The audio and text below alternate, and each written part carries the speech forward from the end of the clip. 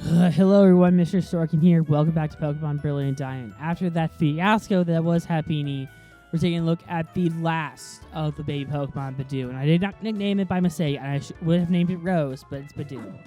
Let's take a look at its Pokedex entry, because why not? Because, yeah. Because we need to do that quota, because I keep on mentioning, like, I should do it. It's like, we keep on forgetting to do it, but I do it.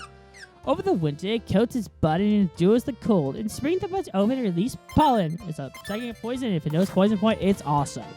So yeah, this is the last part before we take on the Elite Four or a rematch, and that's gonna be fun. Gotta finish loading up Edgar and Drake, which is kind of easier because they can just like destroy Gardena. But aside from that, yeah. Well, they can destroy Gardena and that other Pokemon whose name I'm forgetting. Not trainer, but not Pokemon trainer. And I was just like, who is that? I was like, oh, Fantina, because Fantina is a ghost type user. They essentially both know Dark type moves to destroy it. So yeah, Bedew. Bedew, if you might know in the anime, actually was used by Nolan, I think. Yeah, Nolan was his name. Nolan, know that. Something like that. He was the guy with the Mew Harp. And he had a Roselia online. He was the guy who was like, I'm going to become both a Pokemon champion and I'm going to become a contester, which I thought was a really cool idea because at that time, the characters have kind of been one-dimensional. Not one-dimensional, but have a singular goal in mind. Like, they don't really, like, explore options. They just have one goal. Like, I think, oh, what's his name? Chilean is a great example of that. He's a coordinator. That's what he wants to do. But he doesn't want to explore other possibilities. Brock wants to be a breeder, but doesn't explore much of the other possibilities. And Missy just wants to become the best water-type trainer, because she doesn't do anything about it, which reminds me so much of Iris, actually, where she wants to be the best dragon-type trainer. But yeah, if you want to update my Pokemon Watch, I haven't up yet, because I need to finish my reviews and stuff, but it's like everything kept my attention first, and it's like, oh yeah. I was working on one today. I'm not going to tell you what it was. It was something I did recently. I'm just like, oh, this just came out like more fluid than anything in my, I was going to say previous video, but in my, oh man, I can't even talk today. In my review, I was going to write for Pokemon versus Mewtwo, but the problem with that is I started to write the Mewtwo one in a car, and I hate writing cars. Especially on a Bluetooth keyboard, which drains my battery like a lot. And I was also trying to watch Avengers Assemble, which I'm still watching. I haven't made much progress. I am on Red Hulk episode, which was really cool. I really like the direction the story's going in. I hope they don't screw it up. But yeah, I'm very pessimistic about things. You know, you can really tell that about me from my voice. Just like, I hope they don't screw it up. Yeah. What else is going on? Could you have wings tonight? I'm excited about. There's this wing place I mentioned like a lot. It's like within like it's a 5-minute drive from where I live. It's essentially like, yes, poison point. This is a great way to demonstrate. Oh my goodness, I love it.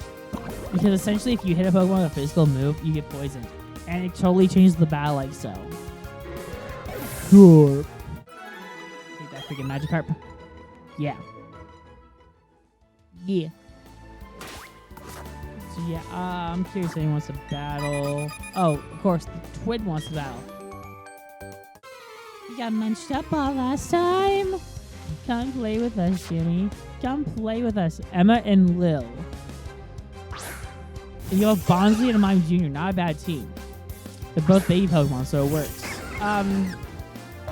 What was I saying? I was just on this train of thought. I was like, I have a friend named Emma. She has a sister too, not named Lil. But named we'll just show you guys here then. Named oh, it's gonna bother me now, because I knew it.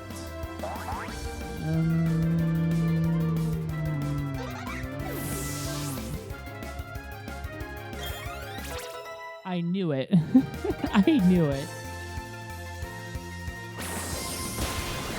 I don't anymore. That's actually really bad. because I flawed myself on my memories. It's even worse because she was my lab partner once. No, she was in my class.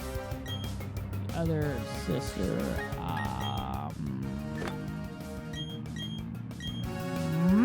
It's gonna bother me. It really is. So I'm gonna remember it now. I can just look it up. That feels like cheating at this point. So I know. I forgot what her sister was. Abby. I knew I'd remember it. Abby. It wasn't me. So yeah, I don't know. I love remembering that point in my life. See, I knew I'd fight, but it wasn't Lil. I would imagine you're not Emma. I imagine you're Emma. I don't know. Strangeness. Yeah, that was a strange thing to like reference. Like, ooh, really. Yeah, Bedew. Bedew is great. It's like a flower Pokemon. I name it Rose. I'm currently replaying this game on a different save file with what's it called? I like how I know what it is. With a Piplup. And Bedew is part of my team, and it's called Rose. I'm not evolved into a Roselia yet because it evolves us through friendship. I hate friendship evolution Pokemon because I think they just down like ruin some flows of the game. At the same time, I made her team overpowered, so yeah. I can't wait to see what I can do with that team. You landed a Pokemon. Today we're going to essentially be hunting for these Pokemon that live in the sea. Down in the sea. There's no place I'd rather be than under the sea. In an octopus's grotto in the sea. Let's reference the Beatles, everyone. I'm really hoping for a Beatles movie. I've not seen it yet. I think I'm going to see it this weekend. There is an Elvis movie. My mom wants to see it. And I'm just like, I don't have the weekend off, which I'm happy about. So I'll be like, hey, you want to go see Elvis? Not because I like Elvis as a person. The thing going for it, which makes me kind of want to watch it, is it's directed by Baz Luhrmann.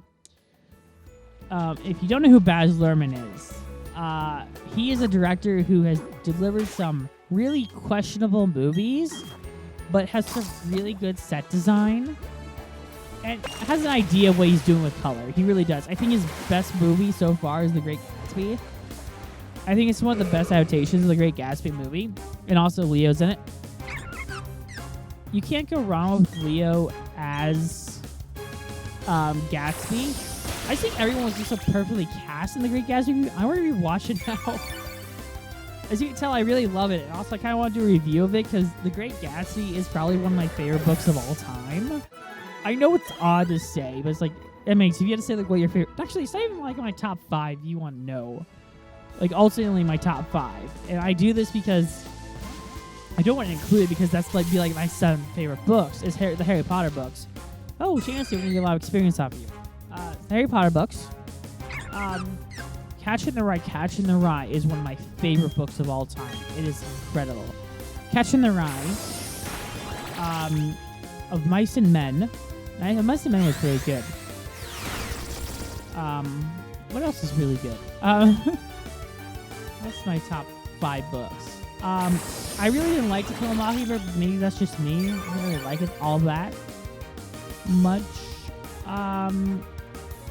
Othello is up there. I want to say Othello and Othello's up there. I know it's a play, but it's up there. I love Othello. Oh my goodness, it's my favorite Shakespeare play of all time. And I have not seen the movie with it with Kenneth Branagh and Lawrence Fishburne. I want to because I had this fake assignment in class where it's just like, hey, who would you cast for extra cred? Cast an Othello movie, and I unknowingly I was like, oh, I want Kenneth Branagh because I thought Kenneth Branagh really fit it. And I got pulled to the side and they're like, Ryan, you can't submit this. You cheated. It's just like, how did I cheat? And then she said like, because Kenneth Branagh already played Iago. I was like, I really didn't know. I was like, really? Well, then I should have been like, well, then I was right on with the casting. Yeah, Kenneth Branagh is someone I like to see play Iago. He did play Iago, but I want to see the movie. Lawrence Fishburne is not a bad choice. I was also really bored, and I chose Chatel Ejiofor for Othello. And then I just found out he played Othello in a play, which It's cool. Benedict Cumberbatch was also Hamlet. Doesn't surprise me. So yeah. Benedict Cumberbatch would do like any Shakespearean play. I wonder which. So yeah, Baz Luhrmann. Baz Luhrmann does some great movies. He really understands color. Really understands set design. Like, I hope this Fishman was bad. No, he doesn't. Okay. Like I think he did a great job with The Great Gatsby. The Great Gatsby is his best movie. He also did another movie with Leo called Romeo plus Juliet. Have never seen. Heard good things about. Because Paul Rudd is Paul Rudd is Ant-Man. Because Paul Rudd is Paris, I think. Michael Rappaport's on it, and basically I heard he's John Leguizamo. But they're like their swords are their guns, so I'm like, oh, okay. I mean, you do you, buddy. I mean, it's an adaptation. I'm not the biggest fan of it in theory, but I haven't seen it all the way through. And I know the actress who played Juliet was way too young for Romeo. But that's true for like every. Okay, if you know the basics of Romeo and Juliet, you know that they're like 13, 14, so it's really hard to do. West Side Story is actually probably one of the better adaptations of Shakespeare. I did not really care for the new one, which is a shame because there's some good shots in it. Maybe it's just me, but I don't think the friend who dates Maria's brother is that compelling of a character.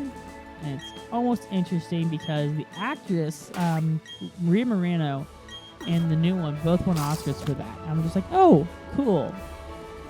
I'm convinced like Rachel Ziegler will have a career after it.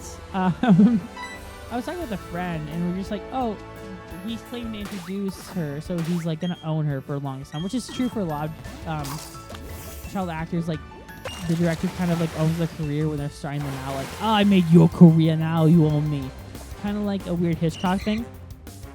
Hitchcock is actually not that far off from that analogy. He kind of created that analogy. But it's one of those things where it's like, cool, but Rachel Ziegler looks like she's branching out, thankfully. She's playing Snow White, which I think they're like have to announce soon. Like, I think we all know what's happening, because isn't it like, I don't know if it's coming to Disney Plus. I think it's going to Disney Plus, but they said like Rachel Ziegler was playing Snow White and Gal Gadot was playing the Evil Queen, which I think Gal Gadot, I'm glad Gal Gadot is branching out to play a villain role. I know, like, whoa, she played in Red Notice. I have not seen Red Notice. I heard really mixed things about it, actually, so I don't know. I know the plot twist that Dwayne The Rock Johnson's the villain. So, yeah. We're into one more enemy and then we're going to end it. I like when actors who normally play heroes finally get a chance to play villains. I think that's what made me really intrigued with Hobbs and Shaw. Hobbs and Shaw. I really hate Fast and Furious. I've fallen asleep in the first one more times than I can count. The first one's the worst one, which is not good. It's really boring. I don't know how you make car chases boring, but they managed to do it. And Idris Elba plays the villain in Hobbs and Shaw. Hobbs and Shaw looks like a completely different movie. It looks like an espionage movie, like a fun spy movie that I want to watch. So yeah, good job. But anyway, that's it for me talking about movies for the 15th time in a row. This is going to be the end of it. Join us next time as we take on the Elite Four in the rematch. So till then, be sure to like, comment, subscribe, and we'll see you guys then. Bye-bye.